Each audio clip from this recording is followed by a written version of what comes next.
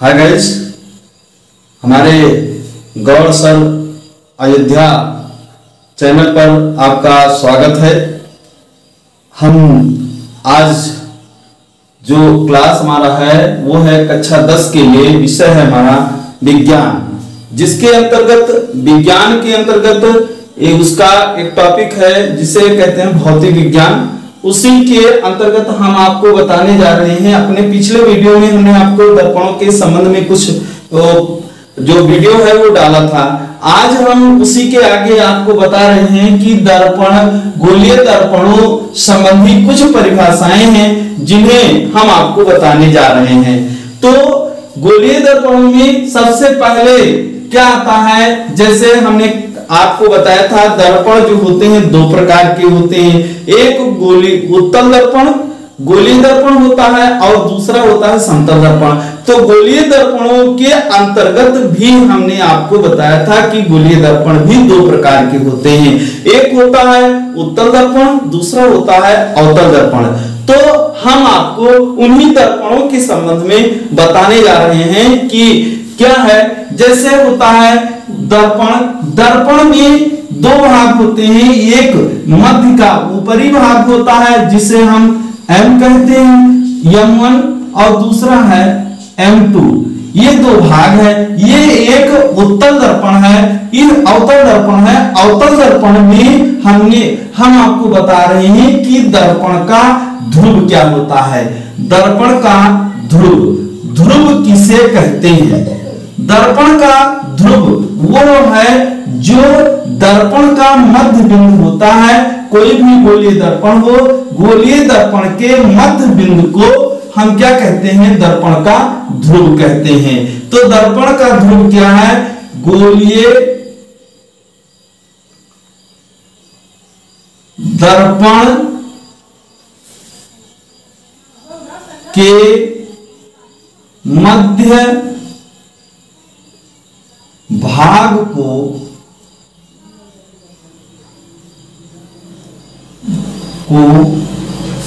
जो कि P से व्यक्त किया जाता है,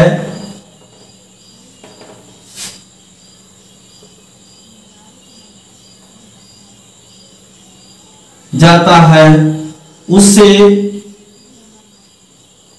दर्पण का ध्रुव कहते हैं। यह है दर्पण का ध्रुव। दर्पण का ध्रुव क्या है? दर्पण के मध्य बिंदु को हम क्या कहते हैं? दर्पण का ध्रुव कहते हैं। इसी प्रकार से दूसरा होता है ये वक्रता केंद्र। वक्रता केंद्र क्या होता है? गोलीय दर्पण के केंद्र बिंदु को, कोई भी गोला होता है उस गोले का केंद्र बिंदु जो होता है वो क्या कहलाता है? वक्रता केंद्र कहलाता है। ऐसे ही कोई भी गोलीय दर्पण हो, गोलीय दर्पण के केंद्र बिंदु को जो केंद्र होता है उसे ही हम क्या कहते हैं? दर्पण का वक्रता केंद्र कहते हैं। तो इसकी डेफिनेशन क्या होगी? डेफिनेशन होगी कि गोलीय दर्पण के केंद्र बिंदु को हम गोलीय दर्पण का वक्रता केंद्र कहते हैं। इसे C से व्यक्त किया जाता है।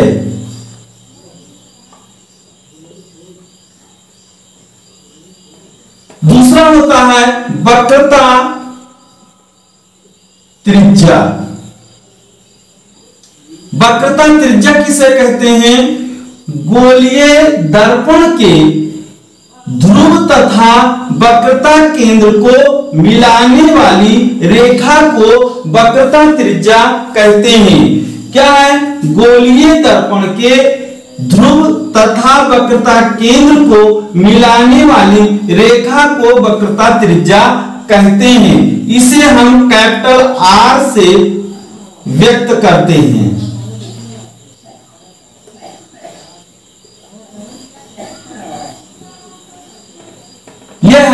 इसी प्रकार से एक आता है मुख्य अक्ष। क्या है? मुख्य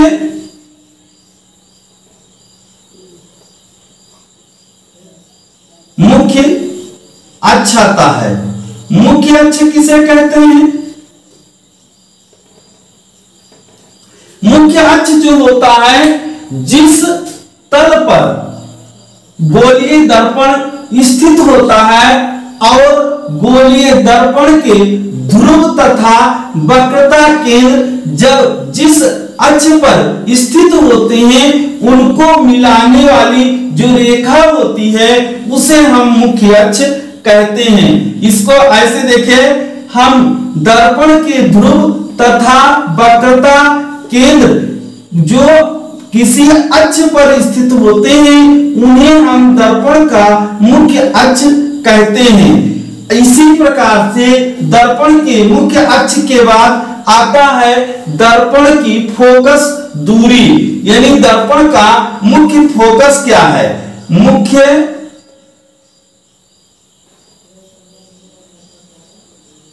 फोकस।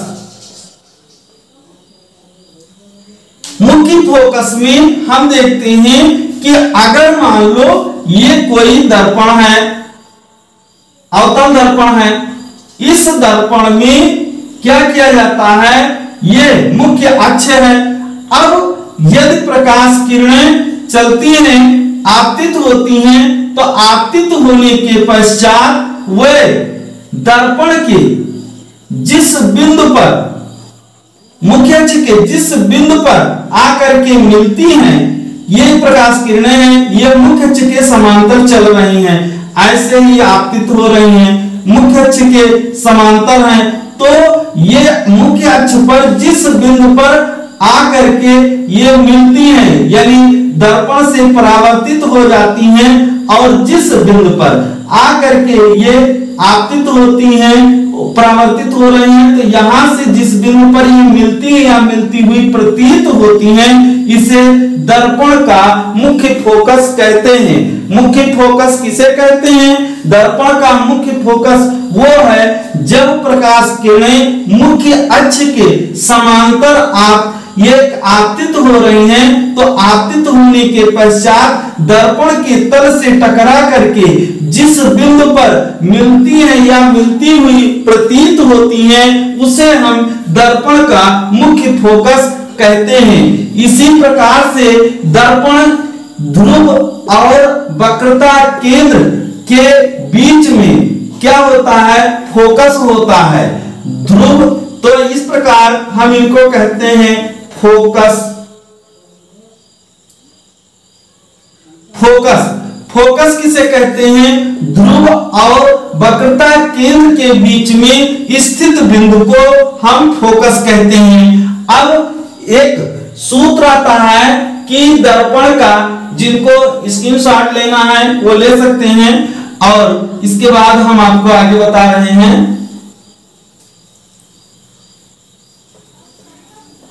इसमें है कि दर्पण की फोकस दूरी, दर्पण की फोकस दूरी F तथा वक्रता त्रिज्या R हो, R में संबंध।